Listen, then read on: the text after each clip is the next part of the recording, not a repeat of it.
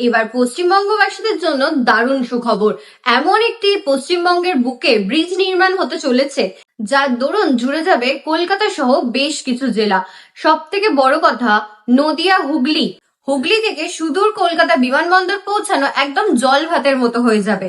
এই বিষয়ে বিধায়ক তপন দাশগুপ্ত বলেন, ঈশ্বরগুপ্ত সেতু একেবারেই বড় যানবাহন চালানোর জন্য উপযুক্ত নয়।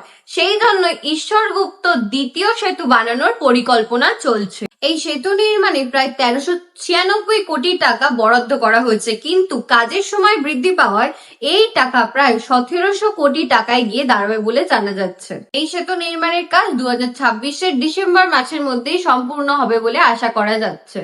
এই সেতুটি হুগলি, নদিয়া এবং উত্তর চব্বিশ পরগনা এই 3টি জেলাকে একসঙ্গে সংযুক্ত করবে এবং যান চলাচল আরো সহজ করে তুলবে। এই তথ্যটি জেনে আপনাদের কেমন লাগলো অবশ্যই কমেন্ট বক্সে জানাবেন এবং আরো পরবর্তী এরকম তথ্য পেতে আমাদের চ্যানেলটিকে সাবস্ক্রাইব করবেন।